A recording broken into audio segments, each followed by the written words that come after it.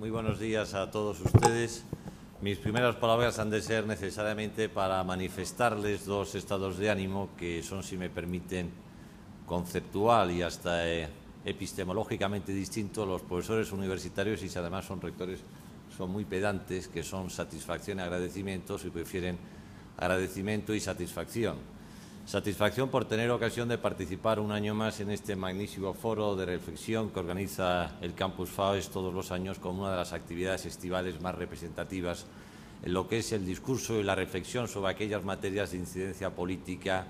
y constitucional. Y simultáneamente, pues, explicitar mi agradecimiento a quienes en última instancia lo hacen posible. A mi buen amigo Javier Zarzalejos, a mi queridísimo amigo Ignacio Astarloa. Por supuesto, agradezco también en la mesa la presencia de Gabriel Elorraga, y respecto de mi querido amigo y compañero de hace muchos años, pues la verdad es que las palabras absolutamente exageradas solamente están justificadas por una única razón, y es la amistad que me une con él desde hace muchísimos años. Todos los juicios laudatorios sobre mi persona, como van a tener ocasión de contrastar, además de forma inmediata, son extraordinariamente exagerados y solamente están justificados, les digo, por razones de carácter personal. Voy a tratar de hacerles una reflexión en no más de 40 o 45 minutos, de forma que podamos tener la oportunidad de abrir un debate sobre cuáles podían ser aquellas reformas institucionales que impulsaran un proceso de refortalecimiento de las instituciones y esencialmente también del fortalecimiento del sistema constitucional que tenemos vigente en España desde el año 1978. Como he tenido ocasión de ver el programa de FAES y no he tenido ocasión de poder escuchar estoy convencido, extraordinaria intervención del profesor Tomás Ramón Fernández, le decía a Ignacio Astarloa que si llego a saber que hablo después del profesor Tomás Ramón Fernández no veo aceptar la intervención. Pero en todo caso, como ya he hecho un desgane, supongo, de lo que es el Estado autonómico y veo que después de la comida tiene una intervención el ministro de Justicia sobre la reforma de la justicia, aunque diré alguna cosa sobre mi forma de entender la transformación del modelo de Estado autonómico y del Poder Judicial, voy a tratar de hacer una reflexión más amplia sobre el otro engranaje institucional. Y me gustaría hacerles previamente, antes de entrar en el examen de los diferentes poderes del Estado susceptibles de reformas políticas institucionales, 5 aseveraciones o formulaciones que me parecen, por lo menos a mí, absolutamente básicas y necesarias como consideraciones previas. La primera de ellas, mi convencimiento, al menos personal, de la absoluta vigencia de los valores y además de los valores de los principios. Los valores son relevantes, pero son más relevantes cuando están asentados en principio, que definieron ese admirable proceso que fue el de la transición política desde los años 1977 a 1978 y que consistía, como ustedes saben, en cerrar las fratricidas heridas de una guerra civil, desmantelar unas caducas y trasnochadas estructuras franquistas y simultáneamente devolver la soberanía al pueblo español. En última instancia, lo que mi querido amigo, que he visto también que ha participado, el profesor Varela Ortega, denominaba el never again, el abrazo nacional, y ya que hablaba Paco Marguenda de mi gusto por el arte, pues olvidarnos un poco de ese grito de Munch ensordecedor del pasado de una guerra fratricida entre españoles y acogernos a esa obra emblemática de Juan Genovés, que es el abrazo. La Constitución del 78 trataba de dar respuesta fundamentalmente a 4 grandes retos pendientes de nuestra historia constitucional: la problemática de la forma de Estado, monarquía o república, la tensión entre el derecho a la educación y la libertad de enseñanza, en tercer lugar, y muy relevante, la problemática del fenómeno religioso y, finalmente, lo que afectaba al modelo de distribución territorial del poder político, bien asumiendo un modelo centralizado o un modelo descentralizado. Pues bien, yo creo que la Constitución de 1978, los principios y valores que les apuntaba con antelación, fue capaz de dar respuesta satisfactoria al menos a 3 de las 4 cuestiones que tenemos encima de la mesa. Creo que el aspecto religioso está razonablemente resuelto en la Constitución. No tengo dudas que la problemática de la forma de Estado, más allá de momentos puntuales, está también resuelta, y la tensión entre derecho a la educación y libertad de enseñanza creo que razonablemente discurre por unos cauces satisfactorios. Sin ningún género de dudas, el gran asunto pendiente que está encima de la mesa y que creo que no hemos sido capaces de resolver todavía es ese modelo de distribución territorial del poder político que denominamos el Estado de las autonomías o el Estado autonómico, que, como les digo, está encima de la mesa y que requiere, sin género de dudas, por razones políticas, por razones económicas y por razones institucionales, con toda certeza, una redefinición. En segundo lugar, me gustaría hacer una defensa con carácter general de todas y cada una de las instituciones centrales del Estado español. Es verdad que nos encontramos en un momento de crisis económica, pero en mi opinión, aun siendo la crisis económica extraordinariamente grave en los momentos actuales, a mí me preocupa más como español otras dos crisis. Una crisis de carácter más general, que es la crisis de valores, y en segundo lugar, y me preocupa mucho, la posible crisis institucional. Las instituciones que nos dimos al hilo de la Constitución de 1978, en un momento de apasionamiento constituyente como fueron aquellos años 77 y 78, disfrutaban de toda la legitimidad de origen democrático. Faltaría más cuando abrazamos, además apasionadamente, esta causa constitucional. Pero es verdad que con el transcurso del tiempo se ha ido perdiendo un poco esa legitimidad de ejercicio, sobre todo al socaire de determinadas actuaciones o intervenciones de los poderes públicos que seguramente nunca han sido acertadas, que sean susceptibles de ser criticadas y además negativamente en muchas ocasiones, y que en reiteradas ocasiones también no satisfacen a las cuestiones que verdaderamente ocupan y preocupan a la ciudadanía. Pero en todo caso, yo creo que debemos hacer una apuesta decidida por la preservación de las instituciones. Solamente los pueblos que se quieren suicidar ponen en entredicho simultáneamente cada 25 o 35 años sus instituciones. Y me parece extraordinariamente peligroso poner en la picota las Cortes Generales, el Tribunal Constitucional, el Consejo General del Poder Judicial y el Gobierno al socaire de malas entendidas y falsarias democracias directas o semirepresentativas que no se sabe muy bien a quién representan y que, desde luego, lo que no tengo ningún género de dudas es que representan mucho menos de lo que efectivamente sus interlocutores intentan convencernos. En tercer lugar, creo que sí, esto sí es cierto, hemos vivido los últimos años con carácter general, tanto a nivel nacional, a nivel autonómico y a nivel local, la peor expresión en determinadas ocasiones de esto que se llama la partitocracia y que en el ámbito de la ciencia política y del derecho político estudió también el profesor Sartori hace algunos años. Nadie duda que los partidos políticos son el engranaje básico a través de los cuales se encauza el ejercicio de la democracia representativa. Los partidos políticos tienen encomendados, en el artículo 6 de la Constitución, una función tan relevante como es la manifestación o explicitación de los principios de la representación política y servir de cauce de la participación política.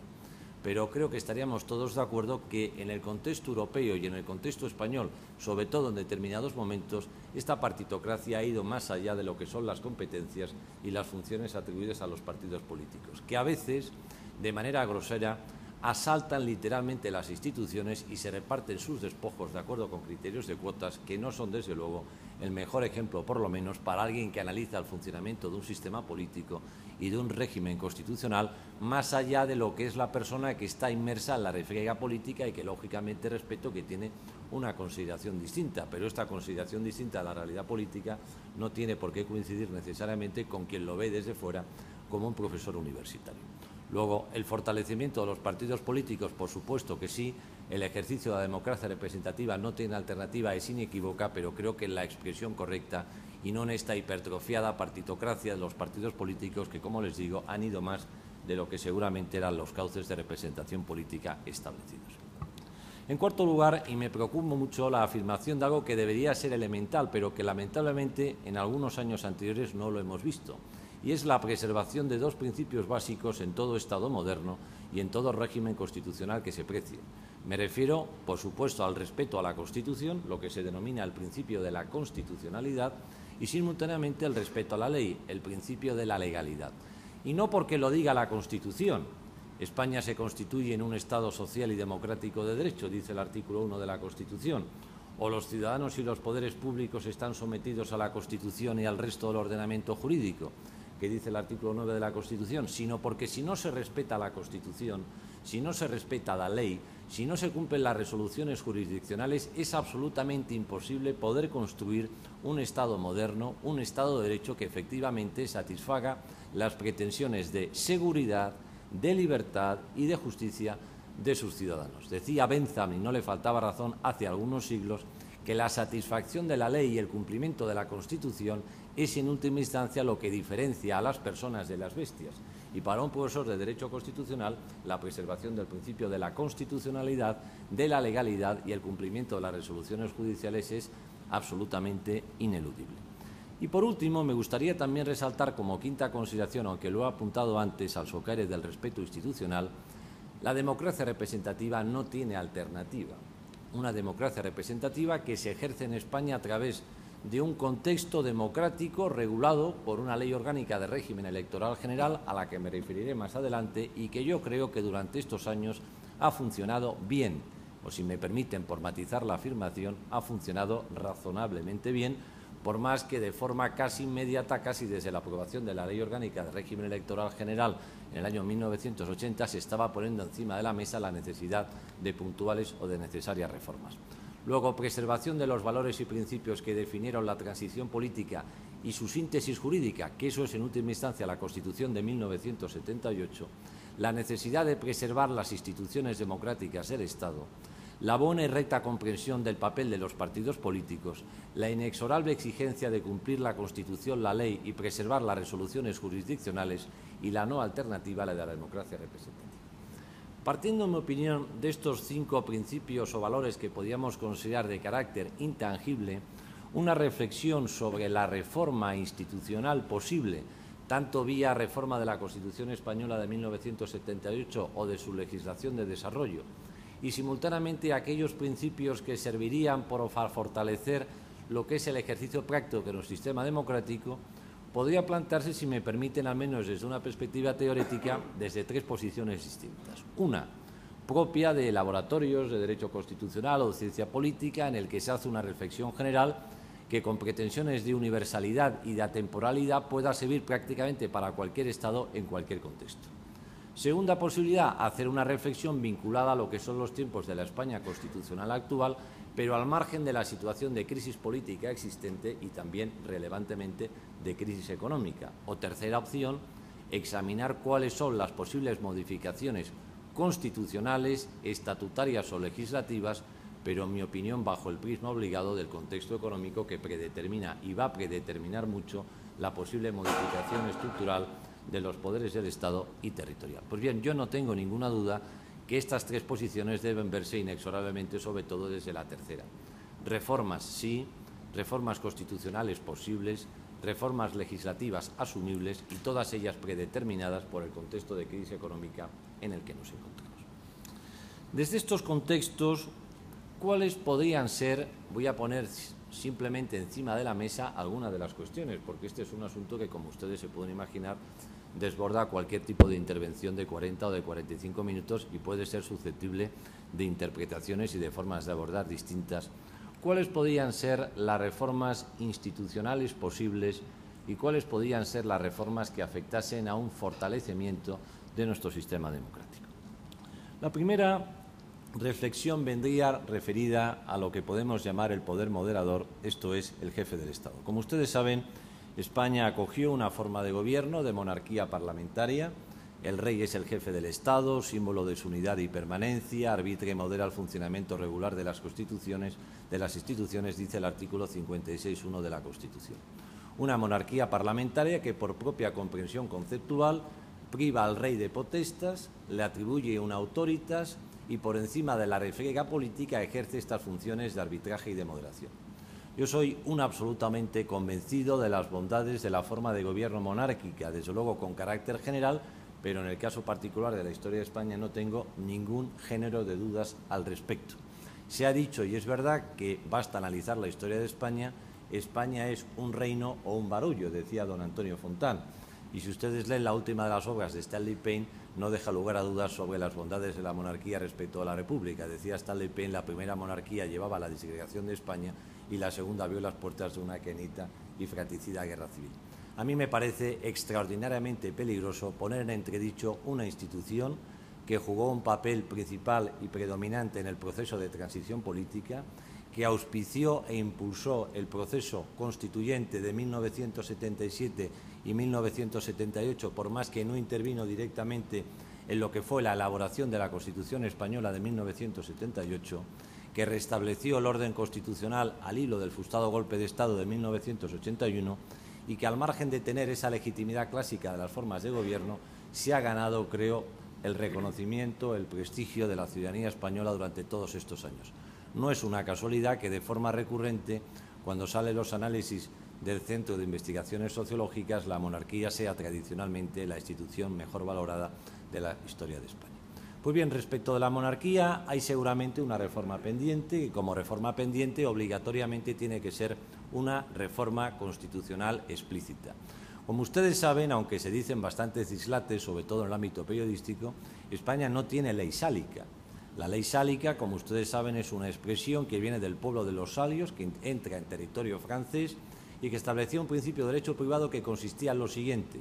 las mujeres no podían heredar la tierra. Este principio de derecho privado se traslada al ámbito del derecho público, de suerte que las mujeres ni pueden ser reinas ni tampoco pueden transmitir sus derechos dinásticos. En España, salvo con la llegada puntual, lógicamente, de un rey francés como es Felipe V, al hilo del auto acordado en 1715, no ha existido ley sálica. Las mujeres pueden ser reinas de España, Juana de Castilla, Isabel I o Isabel II, y sus derechos no son preteridos. Pero es verdad que está encima de la mesa, y creo que en toda la razón, la eliminación de la discriminación por razón de sexo en igualdad de grado en la sucesión a la jefatura del Estado. Esto, que dicho así de forma tan rápida parece un galimatías, viene a decir simplemente que en igualdad de grado el principio de primogenitura quiebra cuando se presentan simultáneamente un varón y una mujer. Cuando se aprueba la Constitución española de 1978, lo que preocupaba a los constituyentes era sobre todo delimitar claramente cuáles eran las competencias de arbitraje en una monarquía parlamentaria, y prácticamente, salvo intervenciones puntuales, sobre todo en el Senado, no se suscitaron dudas acerca del régimen tradicional español. El régimen que acogió la Constitución del año 1978 era el régimen que estaba establecido en las partidas de Alfonso X el Sabio, el régimen que se recogía en la nueva y en la novísima recopilación, y el régimen que se establecía también en la Constitución de Cádiz de 1812. Pero es verdad que ese régimen es imposible de conciliar con unos tiempos presididos por un principio de igualdad que no puede ser susceptible de quebrantamientos al hilo de discriminaciones por razón de sexo. Incluso cuando se aprueba la Constitución, se plantea por algunos constitucionalistas y politólogos la existencia de normas inconstitucionales dentro de la Constitución, y particularmente esta, al hilo de ese artículo 14 de la Constitución, que con carácter general establece que no puede haber violaciones del principio de igualdad por razón de sexo, y sin embargo incorporan al apartado primero del artículo 57 una cláusula de discriminación positiva que es difícil de entender en la recta interpretación de lo que es el artículo 14 de la Constitución. Dicho todo esto, el problema de la reforma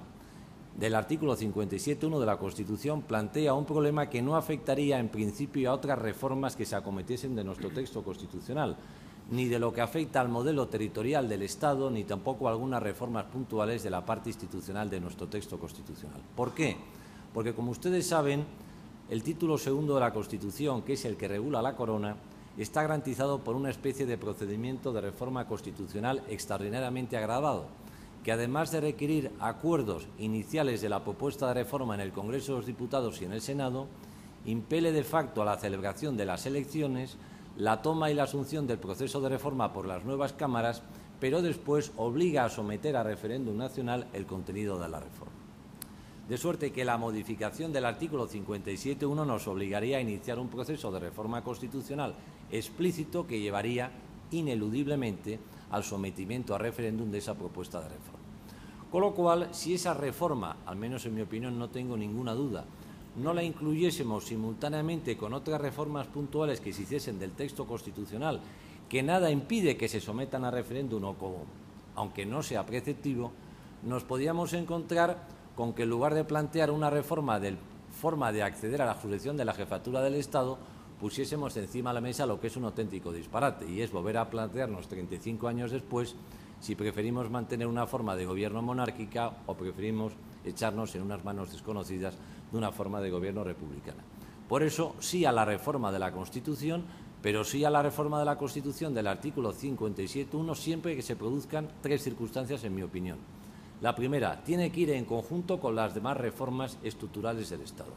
En segundo lugar, esas reformas estructurales del Estado deberían ser también susceptibles de ese referéndum constituyente a efectos de incluir también la reforma de la corona. Y en tercer lugar, y me parece también bastante significativo, es una materia que, como todas las materias susceptibles de reforma, debe de hacerse en un momento en el que efectivamente se sepa muy bien qué artículo de la Constitución se quiere reformar, cuál es la formulación de la misma, y algo que me parece básico, aunque es inequívoco, habría que recoger expresamente, mejor que en una disposición transitoria en el propio artículo 57 de la Constitución, el carácter de heredero del actual príncipe de Asturias.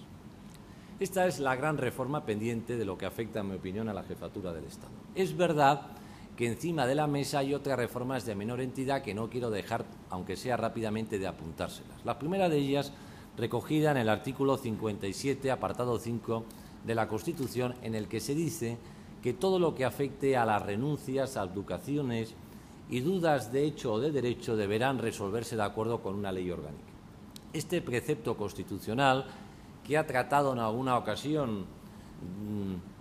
de aprobarse con el acuerdo de las dos cámaras del Congreso de los Diputados y del Senado, al día de hoy, habiendo transcurrido 34 años de la aprobación de la Constitución, todavía no es vigente. Y seguramente con algunos asuntos que están encima de la mesa o que en los próximos años se puedan poner encima de la mesa, disponer de un marco normativo de acuerdo con lo que en su momento estableció el Constituyente de 1978 no estaría de más. Entiendo que es una materia políticamente delicada, requiere de un consenso político amplio, exige siempre, en todo caso, prudencia como todas aquellas materias que afectan a la jefatura del Estado, pero seguramente en el momento que se aborde el proceso de reforma de la Constitución estemos impelidos también a la aprobación simultánea o inmediatamente posterior de lo que afecta a esta ley orgánica que regule, como les digo, renuncias, abdicaciones, sucesiones y posibles dudas de hecho o de derecho sobre la interpretación de preceptos constitucionales. Y finalmente, en el mismo artículo 57, pero en su apartado segundo, hay una referencia en la Constitución muy breve a la figura del Príncipe de Asturias. Y al respecto, en los últimos años se han abierto en el ámbito de las discusiones del derecho constitucional y de la ciencia política dos formas de entender el estatus y el funcionamiento del Príncipe de Asturias. Una de ellas es los que consideran que lo ideal sería la aprobación rápida, inmediata y expresa de un estatuto jurídico-político del Príncipe que aclarase cuáles son sus competencias y cuáles fuesen sus funciones. Frente a esta opinión hay otros criterios, que es el que mantengo yo, de la innecesariedad de desarrollar un estatuto específico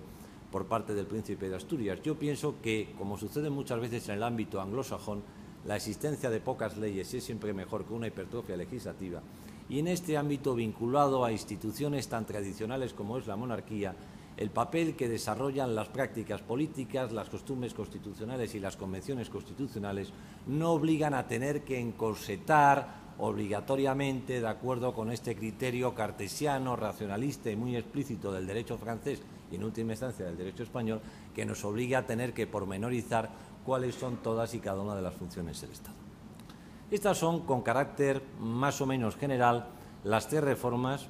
una de ellas, como les digo, constitucional explícita, otra de ellas vía ley orgánica y otra a través de un posible estatuto del Príncipe de Asturias, que afectarían a la jefatura del Estado.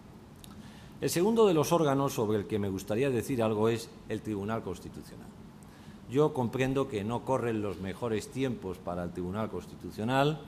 por razones de todo tipo. Es verdad que en ocasiones las instituciones tienen que ganarse el prestigio en esto que se denomina la legitimidad de ejercicio. Y es verdad que resoluciones que se dictan transcurridos muchísimos años sobre asuntos verdaderamente trascendentales que afectan a la estructura del Estado son difíciles de entender y difíciles de comprender.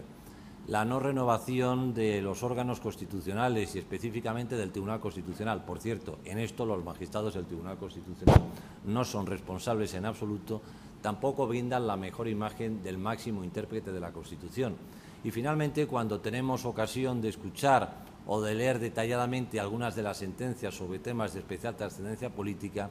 la verdad es que algunos hasta nos podemos echar las manos a la cabeza y nos resultan difíciles de entender o de comprender algunas resoluciones del Tribunal Constitucional. Pero yo soy un convencido de las bondades de tener en un régimen constitucional moderno un órgano que controle fundamentalmente el criterio de constitucionalidad de las leyes. Creo que el establecimiento en su día del Tribunal Constitucional es irreversible y aunque en su momento efectivamente se puso encima de la mesa la posibilidad de que los juicios de constitucionalidad, sobre todo referidos a la violación de derechos y libertades fundamentales, pudiese instrumentalizarse por parte del Tribunal Supremo al hilo de una sala específica, yo creo que el Tribunal Constitucional está asentado en el entramado constitucional español. Creo que tiene encomendada una función importantísima y más relevante, como es declarar la constitucionalidad e inconstitucionalidad de las leyes y simultáneamente también resolver los conflictos de competencias entre el Estado y las comunidades autónomas o entre las comunidades autónomas, por más que efectivamente, y en esto sí estoy de acuerdo, el Tribunal Constitucional podría ser susceptible de algunas reformas y de algunas revisiones que yo les quiero poner encima de la mesa. Yo decía, mi queridísimo amigo y presentador Paco Marguenda, no soy una persona de revoluciones, soy una persona de reformas. No soy persona de máximos y más bien soy persona que me gusta buscar soluciones de compromiso. El papel lo aguanta todo, podía presentarles una revolución iconoclasta del Tribunal Constitucional, pero como no creo en ella, voy a ponerles encima de la mesa las que yo creo que son las reformas posibles y susceptibles de una reflexión política. En mi opinión, fundamentalmente el Tribunal Constitucional tendría encima de la mesa dos reformas, en mi opinión sí, importantísimas, pero solamente dos. La primera de ellas, que me parece absolutamente urgente, sería la recuperación, aquí no hace falta que se reforme la Constitución, en la Ley Orgánica del Tribunal Constitucional, de aquello que se denominó el recurso previo de inconstitucionalidad, que permitía la suspensión de la vigencia de las leyes y de los estatutos de autonomía de las comunidades autónomas, en su caso, si efectivamente se interponía un recurso de inconstitucionalidad. Como ustedes saben, este modelo estuvo vigente hasta el año 1985, en que se cambia al socaire del cambio, me parece que torticero, en la forma de elegir a 12 de los magistrados que iban a integrar el Consejo General del Poder Judicial. Yo creo que es ineludible establecer nuevamente el recurso previo de inconstitucionalidad para que no podamos volver a vivir otra vez una situación política tan difícil de sobrellevar como es la interposición de un recurso de inconstitucionalidad contra un estatuto de autonomía catalán en el que, por muchas dudas de constitucionalidad que exista, de alguna forma ha sido iniciado en los ámbitos parlamentarios autonómicos, ha sido sancionado en un cierto pacto político nacional en las Cortes Generales y después, con más o con menor respaldo, ha sido sancionado por los ciudadanos en los diferentes territorios del Estado. Eso coloca al Tribunal Constitucional, con independencia de los miembros integrantes, en una posición más propia de héroes de los tiempos de la antigüedad que de juristas de reconocido prestigio, y acaba abocando la institución a una situación extraordinariamente compleja. Yo creo en la necesidad, como les digo, en primer lugar, por supuesto, de restablecer el recurso previo de inconstitucionalidad, inequívocamente, al menos en lo que se refiere a procesos de reforma estatutaria o de estatutos de autonomía. Y como todos conocemos, la dilación en el Tribunal Constitucional de resolver decisiones de especial importancia establecería un plazo de caducidad máximo en el que se dijese, por ejemplo, interpuesto el recurso de inconstitucionalidad, si el tribunal no lo resuelve en el plazo máximo de 60 o de 90 días, la ley se entiende como presumiblemente constitucional y, en consecuencia, pueda entrar en vigor. A mí me parece que el recurso previo de inconstitucionalidad es una necesidad que podría recogerse en una hipotética reforma del título 9 de la Constitución, pero que podría acogerse en una reforma de la Ley Orgánica del Tribunal Constitucional. Junto con esto está encima de la mesa la problemática esta eterna de la competencia del Tribunal Constitucional para resolver el recurso de amparo en última instancia sobre las violaciones de derechos y libertades fundamentales de los ciudadanos, fundamentalmente aquellas que tienen su origen en actos o omisiones por parte de los poderes públicos. Si ustedes van al artículo 161 de la Constitución, verán que el Tribunal Constitucional disfruta, lo adelantaba antes, fundamentalmente de tres grandes competencias. Resuelve las dudas de constitucionalidad de las leyes y disposiciones normativas con rango jerárquico de ley, resuelve los conflictos de competencias del Estado con las comunidades autónomas y de las comunidades autónomas entre ellas y, finalmente, resuelve ese recurso extraordinario, preferente y sumario que es el recurso de amparo. Sobre el recurso de amparo saben lo que ha sucedido en estos años. Cualquier persona que se dedica al ejercicio de la profesión sabe la pretensión de cualquier litigante que pierde en el ámbito de la jurisdicción ordinaria la necesidad, ¿por qué no?, de interponer también recurso de amparo ante el Tribunal Constitucional, lo cual ha hecho que en los últimos años se hayan interpuesto, sobre todo por pretendidas violaciones del artículo 24 de la Constitución, que es el que establece las garantías procesales básicas, el derecho a un proceso debido, el principio de contradicción, el principio de publicidad en el ámbito penal, el principio de presunción de inocencia,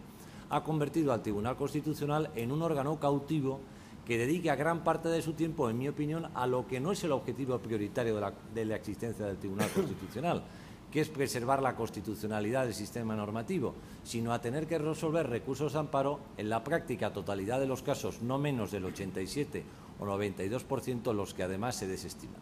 Este contexto llevó a una modificación hace un tiempo, como ustedes saben, de la Ley Orgánica del Tribunal Constitucional, que acogía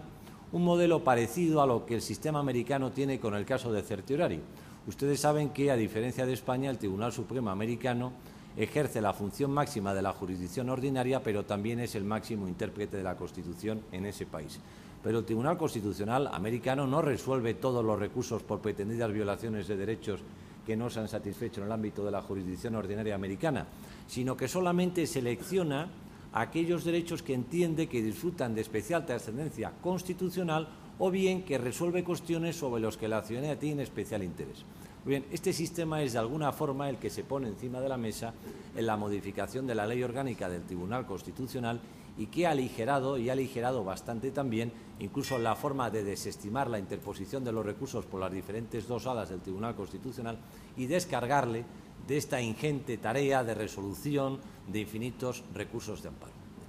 Yo creo, en todo caso, que al margen de la modificación de la Ley Orgánica del Tribunal Constitucional, me atrevería a poner encima de la mesa una reforma que me parece prudente y que algún magistrado del Tribunal Constitucional, a quien admiro mucho y que por razones de confidencialidad no voy a decir, también hacía como suyas. Yo creo que todo lo que afecta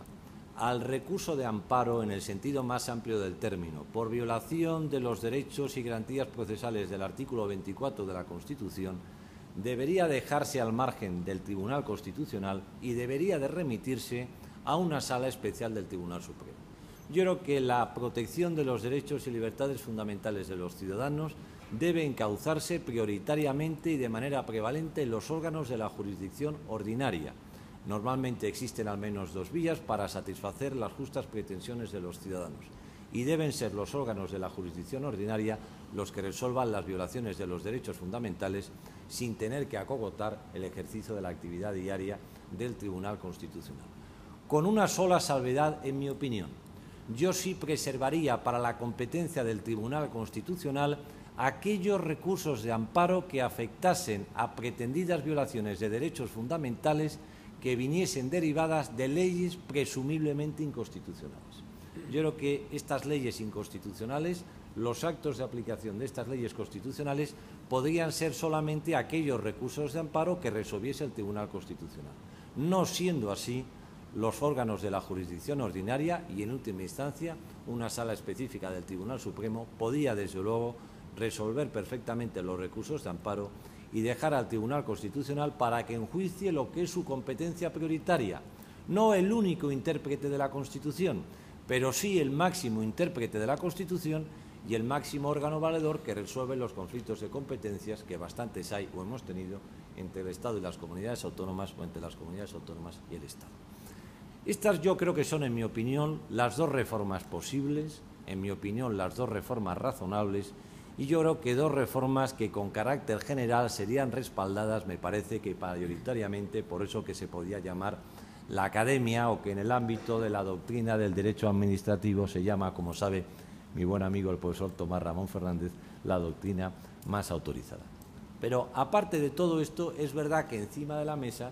también se discuten otras reformas puntuales, aunque yo creo que tienen menor calado, que serían susceptibles de revisarse, aunque algunas de estas revisiones tuviesen que realizarse en el propio texto de la Constitución. Primera de las materias que se escucha de forma recurrente, el número de magistrados del Tribunal Constitucional. Esta es una discusión en la que se puede pensar si 12 es un número exagerado o es un número corto, si en lugar de 12 bastaría con 9 magistrados del Tribunal Constitucional, como sucede, por ejemplo, con los magistrados del Tribunal Supremo norteamericano, de los que les hablaba antes, o si se podía incrementar el número de magistrados del Tribunal Constitucional en 3, 4 o 5 personas más, que permitiese una estructuración del trabajo del Tribunal más flexible, más sencilla y que pudiese dar respuesta en un plazo de tiempo más breve que el que existe en la actualidad. A mí, con carácter general, el número de 12 me parece un número razonable, cuantitativamente hablando, pero me parece cualitativamente perverso. Yo siempre he pensado que los órganos colegiados deben ser impares, porque nunca se debe someter al criterio del tribunal la resolución por el voto de calidad de cuestiones especialmente trascendentes, en las que al final, cuando se toma una sentencia del Tribunal Constitucional con 6 votos a favor y 6 votos en contra, que resuelve el voto dirimente del presidente, parece que es el presidente el que, por ejemplo, confirma la legalidad de la expropiación de Rumasa, o parece que solo fue el presidente el que avaló la legalidad o ilegalidad de una formación política. Yo creo que, puestos a reformar la Constitución, yo modificaría el número de magistrados del Tribunal Constitucional, que podían ser 11, podían ser 13 o podían ser quizás 15, pero sí que lo dejaría en un número impar. Creo que le hace un flaco favor al funcionamiento del Tribunal y creo que pone normalmente al presidente de la institución en una situación extraordinariamente difícil cuando el Tribunal está decidido en dos bloques. Y les pondría también encima de la mesa una segunda cuestión sobre la que se lleva escuchando bastante, y es si en lugar de que los magistrados del Tribunal Constitucional se renueven cada 9 años de forma periódica por tercios, pudiésemos cambiar el sistema y establecer unos magistrados con una situación administrativamente distinta, que serían fundamentalmente, creo que, dos opciones. La primera de ellas, dejar a los magistrados del Tribunal Constitucional en activo hasta que se jubilen. De forma, se piensa que realizado ese nombramiento, ese miembro del Tribunal Constitucional no está tan sometido a los intereses de las formaciones políticas o de los partidos políticos, como causa de que efectivamente hasta que no se jubile con sus 70 años va a tener oportunidad de seguir formando parte del Tribunal Constitucional. La segunda opción que se podía poner encima de la mesa, y que es el modelo norteamericano, es que los magistrados del Tribunal Constitucional fuesen vitalicios, solamente por incapacidad o por fallecimiento se produjese la salida del Tribunal Constitucional. Yo, sinceramente, creo que la situación de ser magistrado por 9 años es razonable. No sería tampoco contrario a que la solución pudiese ser hasta la situación de jubilación, y tampoco me parecería un disparate político constitucional, ahí está el referente norteamericano, que pudiesen ser vitalicios, pero creo que con carácter general esta situación de funcionamiento es razonablemente adecuada. Y se habla finalmente también acerca de la posibilidad de reformar el proceso de elección de los magistrados del Tribunal Constitucional, pues se entiende que en esta mala comprensión del ejercicio partitocrático los partidos políticos se reparten las cuotas del poder de las instituciones y se pierde independencia en los nombramientos. Como ustedes saben, los magistrados del Tribunal Constitucional se eligen 4 a propuesta del Congreso, 4 a propuesta del Senado, por el Gobierno y por el Consejo General del Poder Judicial. A mí el sistema, desde una perspectiva de política institucional y si quieren hasta de democracia representativa, me parece un buen sistema. Los demás poderes del Estado eligen Gobierno, Consejo General del Poder Judicial y Parlamento. Me parece un sistema de elección más objetivo, más institucionalizado, si me permiten, entre comillas, más democrático que el modelo norteamericano, en el que los magistrados del Tribunal Supremo se eligen por la decisión del presidente de los Estados Unidos, que dependiendo si el presidente es demócrata o republicano, cambiará sin género de dudas las posibles composiciones del Tribunal Supremo e hipotéticamente sus posibles resoluciones. Yo creo que es más importante el que los partidos políticos en un pacto de Estado elijan a personas verdaderamente competentes que no pretender establecer determinadas restricciones sobre el modo de elección, que a mí por lo menos no me parece desafortunado, y que, puestos a comparar con otros modelos del derecho comparado, creo que esta participación del Poder Ejecutivo, del Poder Legislativo y del Poder Judicial es más institucional y más democrática que otras formas del derecho comparado que les comentaba con antelación. Dicho esto del poder constitucional, les diría también algo de lo que se llama el poder parlamentario o el Parlamento, que en España, como saben, se denominan las Cortes Generales. El poder parlamentario, el Parlamento, nuestras Cortes Generales se encuentran, como todas las instituciones parlamentarias, eternamente en crisis. Yo llevo escuchando,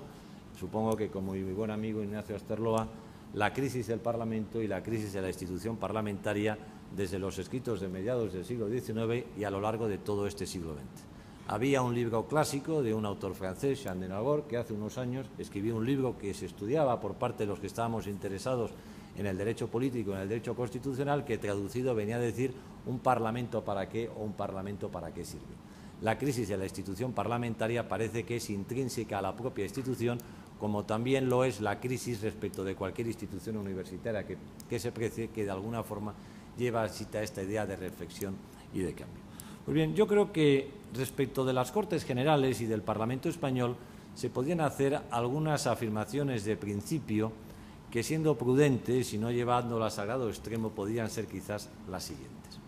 En primer lugar, yo creo que España se ha dotado de un Parlamento que podríamos definir como extraordinariamente racionalizado, un Parlamento muy burocratizado y un Parlamento también muy procedimentalizado. al socaire de unos reglamentos del Congreso y del Senado del año 1982, que es verdad que se han modificado varias veces en estos años, pero que sustancialmente no han transformado la estructura y el funcionamiento ni del Congreso de los Diputados ni tampoco del Senado, y que nos lleva a definir un modelo de régimen parlamentario presidido, en mi opinión, por una serie de rasgos que simplemente les voy a apuntar. En primer lugar, es un parlamento grupocratizado. ¿Qué quiero decir con esto? Un parlamento en que los verdaderos actores de la vida política, los verdaderos actores de la vida parlamentaria son los grupos parlamentarios. Si ustedes leen con detalle el reglamento del Congreso o el reglamento del Senado, verán que quienes detentan la práctica totalidad del monopolio del ejercicio de la función legislativa, de la función de información o de la función de control en el Parlamento son los grupos parlamentarios. Por contra, el papel de los parlamentarios, el papel de los diputados y el papel de los senadores está extraordinariamente debilitado. Son los grupos parlamentarios los que diseñan la política propia en las dos cámaras, los que deciden cuáles son las proposiciones, mociones de leyes o no de leyes que se interponen y cómo encauzan los diferentes mecanismos de exigencia de responsabilidad política y de control del Gobierno. El papel del diputado es un papel, en la mayoría de los casos, muy accesorio, muy debilitado y, en todo caso, siempre muy subordinado a lo que son las pretensiones y a la decisión de política de los grupos parlamentarios. En segundo lugar, nos encontramos, como consecuencia de ello, con un Parlamento hiperdisciplinado, en el que resulta extraordinariamente difícil poder no ya encontrar, sino ni siquiera rastrear alguna actividad independiente, disoluta o iconoclasta de algún parlamentario de cualquiera de las formaciones políticas que en estos años se sienta en la Cámara. Y normalmente, cuando se produce esa divergencia de pareceres de ese parlamentario a título individual respecto del grupo parlamentario, la verdad es que las consecuencias políticas para ese parlamentario no son, en la mayoría de los casos, verdaderamente muy satisfactorias. Es verdad que esta situación es predicable respecto de casi todos los parlamentos europeos, no es muy distinta de la situación francesa,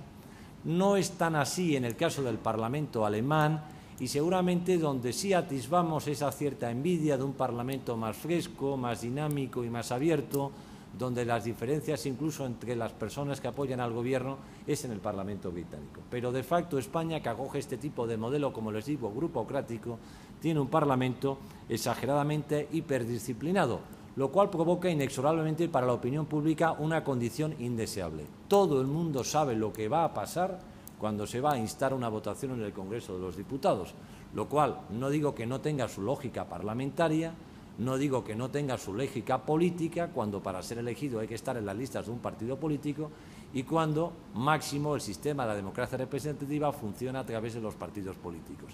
Pero no me dirán ustedes que para alguien que no se dedica al ejercicio de la actividad política y está en la ciudadanía, saber y conocer siempre cuál es el resultado de las elecciones es la mejor imagen de las instituciones. En tercer lugar, es un Parlamento, si me permiten, extraordinariamente inflacionado. Yo creo que Ignacio Astarloa, que es letrado de las Cortes Generales y fue secretario general del Congreso de los Diputados, conoce esa casa muchísimo mejor que yo, pero es un Parlamento que tiene que abordar extraordinarias medidas de todo tipo y condición,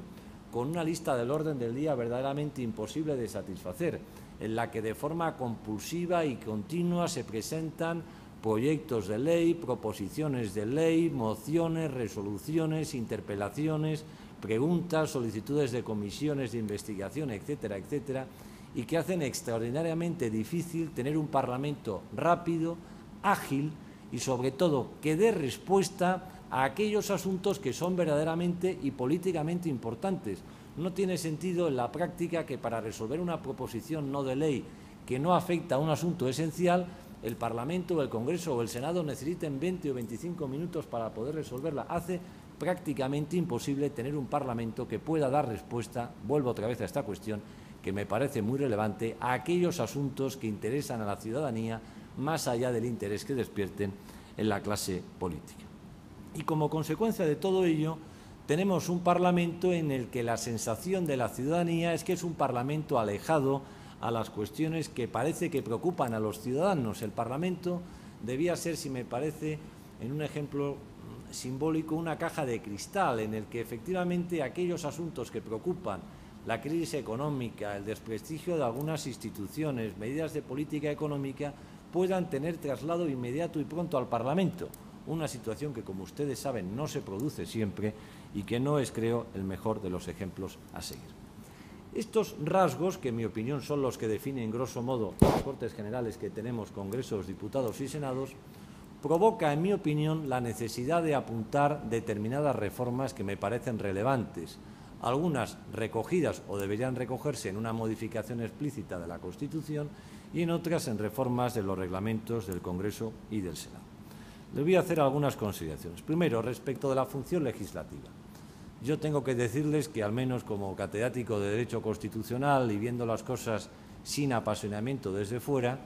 siempre se ha entendido que el poder parlamentario se caracteriza mayoritariamente por tener encomendada la potestad legislativa. Bien, la potestad legislativa, esto es, la potestad de poder dictar normas generales con pretensiones generales, se encuentra en los últimos años extraordinariamente afectada, con independencia del Gobierno de turno, como consecuencia de la hipertrofia de la legislación extraordinaria y urgente que son los decretos leyes. La función legislativa queda cercenada en muchas ocasiones a un segundo lugar y el Gobierno de turno es difícil que escape a la posibilidad de hacer un desarrollo legislativo no a través de la función legislativa, sino a través de la legislación de urgencia, esto es, a través de la figura del decreto ley. Como ustedes saben, el decreto ley es una figura que está recogida en la Constitución. En casos de extraordinaria y urgente necesidad, el Gobierno podrá dictar, dice el artículo 86 de la Constitución, pero yo creo que el Gobierno o los gobiernos en estos 35 años han hecho un uso exagerado y exacerbado del ejercicio de los decretos leyes, de forma que si ustedes cogiesen un índice cronológico de los decretos leyes y de las leyes aprobadas por el Congreso de los Diputados y de los Senados en estos últimos años, les llamaría la atención la descompensación de decretos leyes en un planteamiento razonable de lo que es el ejercicio de la función legislativa respecto a lo que debía ser en la función legislativa tradicional y básica. Y creo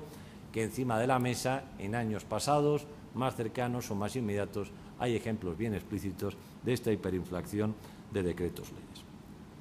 Junto con esta hiperinflación de decretos leyes, el ejercicio de la función legislativa, y creo que basta con acercarse a cualquier texto de la ley, ha perdido muchísimo en lo que es la bondad de su técnica jurídica. Ahora que se conmemoran los 200 años de la Constitución de Cádiz, da envidia leer algunos de sus maravillosos artículos, con una dicción gramatical portentosa y con una técnica jurídica muy, pero que muy depurada.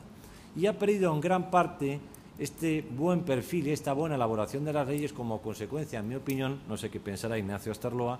de la pérdida de significación del papel de la ponencia. En todos los parlamentos existe en España la ponencia, en las comisiones, en Italia el papel del relatore, en el caso de Francia el rapporteur. La ponencia era el momento de reflexión técnica jurídica pretendidamente sosegada y tranquila en el que se podía realizar un cierto debate más allá de lo que era la discusión política puntual del momento. Pues bien, en la práctica la ponencia ha perdido, no digo que completamente, pero sí mayoritariamente esta significación, y la comisión, como lugar de encuentro y de resolución de pactos políticos, se ha erigido como el único referente en este proceso de elaboración legislativa, lo cual inexorablemente llega a que en la ponencia no se discuta en realidad el porqué de determinados textos legislativos con una buena técnica jurídica y con una buena redacción de las leyes. Y junto con la desprestigio, con la designificación de las ponencias, también es llamativo, por ejemplo, que al hilo del ejercicio de la función legislativa no se escuchen a colectivos que pueden estar afectados y que de hecho lo van a estar por la aprobación de determinadas leyes. Es realmente sorprendente que corporaciones o asociaciones muy relevantes del ámbito social, económico o incluso político en el sentido amplio del término no se escuchen en el ejercicio de la función legislativa. No tienen cabida en el procedimiento legislativo, ni en el Pleno de la Cámara ni en las comisiones legislativas. Y parecería, por ejemplo, razonable, yo que soy rector de una universidad pública, que si se va a aprobar una ley que afecta a la ley orgánica de universidades, en comisión parlamentaria se conozca cuál es el parecer de la Conferencia de Rectores de las Universidades Españolas. Esto no quiere decir que sean los rectores de las universidades españolas los que fijen la política educativa del Estado, que la que tiene que fijar el Gobierno, que es quien dirige la política interior, pero parece razonable que si usted va a aprobar una ley que afecta a las universidades, escuche al menos cuál es la opinión de los rectores de las universidades. Muy bien, esta inexistencia de escuchar el criterio de los pareceres de corporaciones y de asociaciones también es un mal que, en mi opinión, existe en el Parlamento español. Esto respecto a la función legislativa. Respecto a la función presupuestaria, pues mire usted, la función presupuestaria, ¿qué quiere que les diga? Es una función muy desprestigiada en los últimos tiempos. A todos se nos llena la boca diciendo que la función presupuestaria es el origen de la institución parlamentaria. A todos se nos llena la boca diciendo que la aprobación de los presupuestos generales del Estado es la decisión política fundamental y básica, pero a la hora de la verdad, los presupuestos generales del Estado se aprueban en jornadas maratonianas, con escaso seguimiento por parte de la opinión pública, con no suficiente debate en las cámaras y, sobre todo, lo quería llamarles la atención, en un debate extraordinariamente pesado, aburrido y repetitivo, porque se repite el debate en 3 ocasiones, se repite prácticamente lo mismo en lo que podía ser la toma en consideración, se repite prácticamente lo mismo en el examen particularizado de las distintas consignaciones presupuestarias en las comisiones y luego cuando llega al Pleno, salvando supuestos específicos de enmiendas transaccionales, se vuelve a repetir otra vez lo mismo. Es un sistema de funcionamiento procedimental que seguramente tenía su razón quizás en el Parlamento decimonónico, pero que yo creo que es difícil de sustentar en un Parlamento moderno, en un Parlamento ágil y en un Parlamento dinámico como debe ser el Parlamento español, las Cortes Generales del siglo XIX. Y luego, y finalmente, respecto de la función internacional del Parlamento y respecto a la función de control también quería decir alguna cosa. Respecto a la función internacional, el Parlamento está en una posición muy debilitada, prácticamente funciona como la cláusula de adhesión de un contrato de seguros. Verdaderamente es manifiestamente mejorable la reclamación de un papel más protagónico por parte del Congreso de los Diputados y por parte del Senado en lo que afecta a la suscripción de la política internacional del Estado y fundamentalmente al ejercicio de los convenios y de los tratados internacionales. Y respecto a la función de control, aunque sea rápidamente, porque quiero hacer hincapié todavía en el ámbito del Poder Judicial y en la posible modificación de la ley electoral, creo que el funcionamiento actual, sobre todo, al margen de que pueda haber modificaciones puntuales reglamentarias sobre las interpelaciones y las preguntas, el que hayamos de facto convertido las comisiones de investigación en el Congreso y en el Senado en comparecencias públicas, yo creo que ha desvirtuado completamente lo que es el ejercicio de una comisión de investigación. Si me permiten, y siendo muy respetuoso, desde fuera parece que las comisiones se han convertido en un circo en el que los diferentes partidos políticos expresan, no para conocer de verdad cuál es el objeto de esa reclamación, sino porque saben que hay medios de comunicación, está la radio y está la televisión. Las comisiones de investigación no pueden ser con carácter general públicas, porque si son públicas, en mi opinión, pierden la práctica totalidad del perfil de lo que debe de tener una comisión de investigación. Aparte de todo esto, que serían, si me permiten ustedes, reformas relevantes pero de carácter procedimental, habría que poner encima de la mesa 2 reformas que yo creo que tienen también su interés. Una de perfiles más personales y una de perfiles más institucionales. De perfiles personales les haría simplemente la siguiente pregunta, que sí va a ser bastante iconoclasta y que consistiría en la siguiente. ¿Tiene sentido tener un Parlamento en la actualidad con diputados y senadores todos en régimen de dedicación exclusiva? ¿Tiene sentido tener un Parlamento sometido por parte de diputados y senadores a un régimen de incompatibilidades, en mi opinión, absolutamente desafortunado, rígido y exagerado? ¿No se está echando de la vida política a personas de la vida social o institucional que no tienen oportunidad de llegar a lo que es el ejercicio de las representaciones públicas con una configuración tan estamentalizada, tan impermeable y tan rígida? Ahora que hablamos tanto de revitalizar las instituciones y del fortalecimiento democrático, ¿no estaría bien que el acceso a los puestos de representación política pudiese trascender, aunque fuese puntualmente, los intereses de los diferentes grupos parlamentarios y de las diferentes formaciones políticas? Y dicho esto, en un momento de crisis económica, ¿es posible seguir manteniendo parlamentos autonómicos en número de 17 con ese número de diputados en régimen de dedicación exclusiva? Simplemente esto lo quería poner encima de la mesa. Pero al margen de todo esto, y quizás es de lo que más se ha hablado y por eso lo he dejado para el final y tampoco quiero monopolizar la intervención, está encima de la mesa seguramente la que es la gran reforma del régimen parlamentario español, que es qué hacemos con el Senado. Como ustedes saben, España acogió en la Constitución española de 1978 un régimen bicameral, Congreso de los Diputados y Senado, que es por lo demás el régimen parlamentario tradicional español, con la salvedad de la Constitución de Cádiz de 1812 y la Constitución de la Segunda República del año 1931. Es verdad que el constituyente, en el artículo 69, apartado primero, dice una frase de inequívoca significación simbólica. El Senado es, dice la Constitución, la Cámara de Representación Territorial. Eso lo dice la Constitución, pero todo el mundo sabe que el Senado no es la Cámara de Representación Territorial. Y llevamos escuchando recurrentemente en el ámbito de la academia, en el ámbito político, en el ámbito parlamentario y en el ámbito también de la opinión pública, la necesidad de si redefinimos el régimen bicameral en unicameral o si manteniendo el régimen bicameral modificamos el Senado en lo que afecta a la elección de los miembros del Senado y a las funciones del Senado. Yo, sinceramente, no soy contrario a la existencia o al mantenimiento de un régimen bicameral. Creo que es el modelo tradicional español. Me parece que es un modelo histórico que ha funcionado razonablemente, pero sí estoy convencido que hay que modificar el proceso de elección de los senadores y las funciones del Senado. Si no, el Senado pasará poco más de ser una Cámara preterida, con una mala imagen por parte de la opinión pública,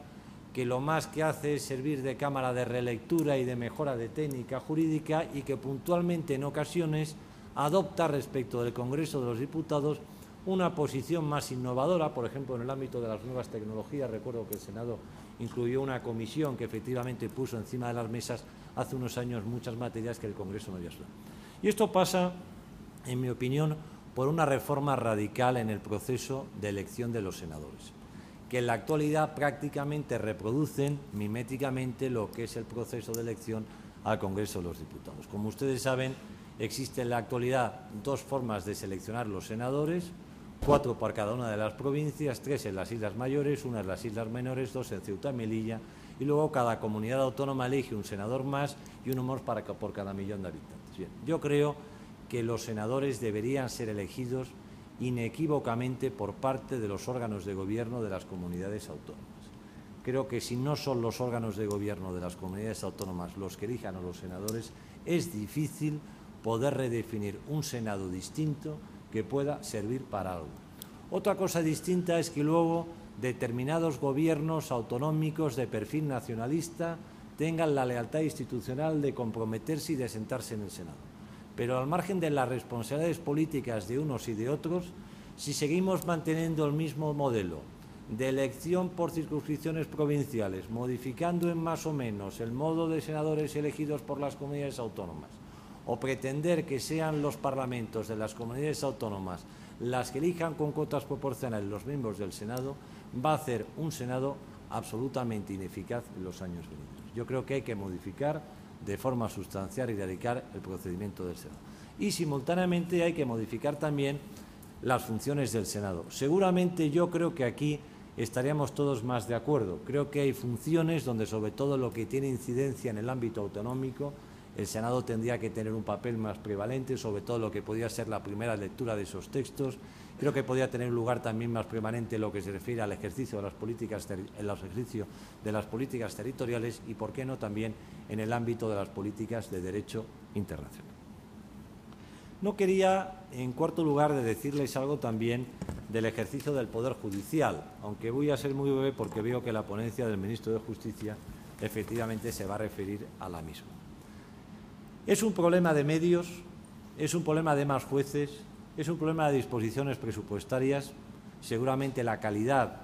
va vinculada también a los medios económicos, pero en los últimos años se han hecho esfuerzos económicos importantes. En España se ha pasado en los últimos años de 3.000 a 4.000 jueces. Se podían reclamar que en lugar de 4 fuesen 5.000 jueces, pero yo no creo que en la actualidad ni los jueces se puedan improvisar, ni estemos tanto en una necesidad de más medios personales y materiales. Creo que lo primero que tenemos que hacer es redefinir un desastre de modelo competencial tan esperpéntico como el siguiente que les voy a señalar. ¿De quién son las competencias vinculadas al juez? Del Consejo General del Poder Judicial. ¿De quién son, por entendernos, las competencias vinculadas a los secretarios judiciales? Del Ministerio de Justicia. ¿De quién son las competencias vinculadas a los demás funcionarios? De las consejerías de justicia de las comunidades autónomas. En mi opinión, un verdadero y absoluto disparate. Y en segundo lugar, también deberíamos de replantearnos la existencia, al menos tal y como está configurado, del Consejo General del Poder Judicial, una figura que nace con una buena vitola, copiado del Consejo Nacional de la Magistratura Italiana para preservar la independencia judicial, y que yo creo que requiere de un replanteamiento en profundidad. Para empezar, ¿hace falta un Consejo General del Poder Judicial integrado por 20 miembros? Yo, sinceramente, tengo dudas. En segundo lugar, ¿todos los miembros del Consejo General del Poder Judicial tienen que estar en régimen de dedicación exclusiva? No puede haber un conjunto de vocales del Consejo, en número de 5, 6 o 7, y el resto desempeñando el ejercicio de la función jurisdiccional y desplegando actividades específicas en asuntos concretos. Yo, sinceramente, creo que es necesario.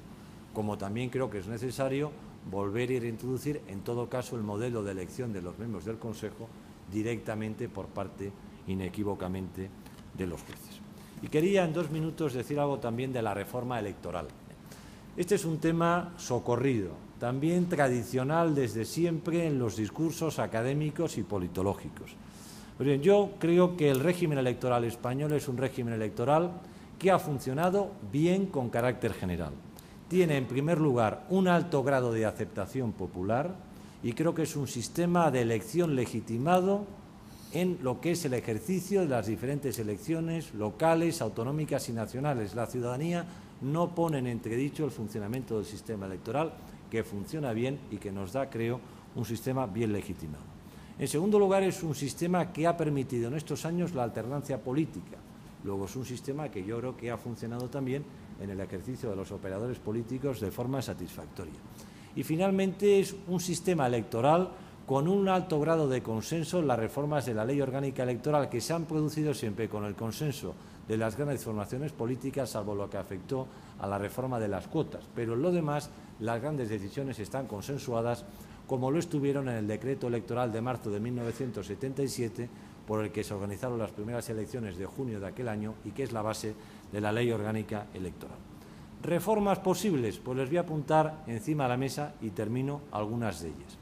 Vinculado a esta situación de crisis económica, yo creo que se puede reducir el periodo electoral. En la actualidad, establecido en 54 días, pues bien, yo creo que sin modificar lo que es la parte básica del proceso electoral, que es la campaña electoral, en lo que se refiere a los días para presentación de candidaturas, tiempo para la subsanación de las candidaturas, la constitución del censo, la revisión del censo se puede reducir y podríamos pasar seguramente de 54 días a 40 días, con lo cual relajábamos a los ciudadanos españoles que no tienen que tener una campaña electoral abierta casi de 2 meses y además creo que supondría también un ahorro económico importante. Al socaire de todo esto les digo, dice la Constitución española, el Congreso de los Diputados estará integrado entre 350 y 400 miembros. La ley electoral española lo fija en 350 diputados. ¿Ustedes piensan que en una época de recortes no sería suficiente con 300 diputados? Puestos a reformar al Senado respecto de los 250 senadores, ¿no serían suficientes 80 o 100 senadores? Y si me permiten, en el ámbito autonómico, ¿entienden que hace falta 70.000 concejales en España? ¿No sería suficiente una representación municipal de no 70.000, sino quizás de 35 o 40.000? Son preguntas que pongo encima de la mesa. Y otras cuestiones. La famosa apertura de las listas. Yo soy un absoluto escéptico de la apertura de las listas. Yo entiendo que esto tiene muy buena imagen mediática, tiene muy buen sentido rusoniano y la gente lo abraza con la fidelidad del converso. No creo en ello porque al final la práctica electoral demuestra que los ciudadanos reproducen miméticamente, aunque haya listas abiertas y no estén bloqueadas,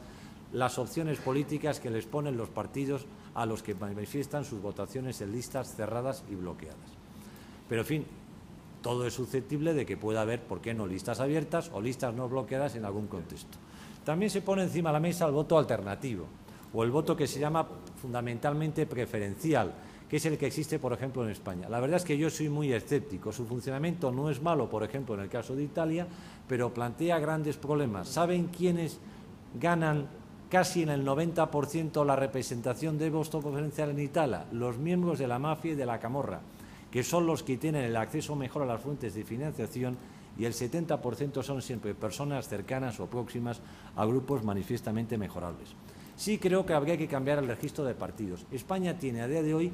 cerca de 4.000 partidos inscritos. Una vez que uno inscribe un partido, es por toda la vida. Las inscripciones de los partidos debían caducar a los 15 o 20 años. ¿Qué sentido tiene que existan 4.000 partidos desde el año 1977 en España? Es absurdo. Por lo demás, está encima de la mesa todo esto de las nuevas tecnologías y del voto por correo. Yo, quizás por la edad que tengo, creo en la liturgia del papel y me gusta más esto de coger el papel, meterlo en el sobre e ir a votar. Pero entiendo, y la Junta Electoral Central, de la que soy miembro, está en ello, que se están realizando experimentos y además experimentos satisfactorios sobre la puesta en marcha del voto electrónico, y me consta y lo sé que el voto electrónico funciona y además funciona razonablemente en algunos países, como es el caso de Colombia o del caso de Brasil. Y me da la impresión de que inexorablemente vamos en algún momento al ejercicio de las nuevas tecnologías también en lo que es el voto. Aunque, si me permiten un comentario distendido, les diría lo siguiente. Ustedes, como yo, que sobre todo en momentos de dificultades económicas jugamos a la bonoloto o a la lotería primitiva, ¿estarían tranquilos si le diese una señorita una tecla y dijese, de acuerdo con un proceso informático, los números premiados son el 5, 7, 26, 31, 7, o no les pasa a ustedes como a mí, que les gusta que salga la bola para ver si efectivamente la bola es la bola premiada? Esto no deja de ser una brutal. Y luego está encima de la mesa un tema que me parece extraordinariamente interesante y que me consta que se está estudiando, que es la posibilidad de inscribir en un censo particular y singular a aquellas personas que han sido objetos de persecución política por parte de las bandas terroristas. Y como ustedes saben, esta es una propuesta de modificación electoral que ya creo que se debatió en los tiempos del presidente Aznar. Yo creo recordar que cuando estaba en el Centro de Estudios Políticos y Constitucionales, querido Paco, se había hecho algún papel al respecto, y a mí, desde luego, bien planteada, por más que efectivamente plantea problemas de intendencia, me parece que es susceptible de aplicarse. En resumidas cuentas, y en medio minuto, les diría, yo creo que tenemos que ser extraordinariamente prudentes con el régimen constitucional que nos dimos en 1978. Yo creo que los grandes valores y principios siguen vigentes. Yo creo que tenemos que tener la suficiente inteligencia práctica para criticar las instituciones, pero simultáneamente para preservar las instituciones, y estar convencidos que, al margen del ejercicio de la democracia representativa, cualquier otro tipo de democracia extraño y representativo conduce seguramente a situaciones de inestabilidad política y de falta de representación social. Y nada más. Quizás Ignacio ha hablado más de la cuenta, el tema era verdaderamente muy sugerente y quedo abierto a las preguntas que tengan a bien realizar.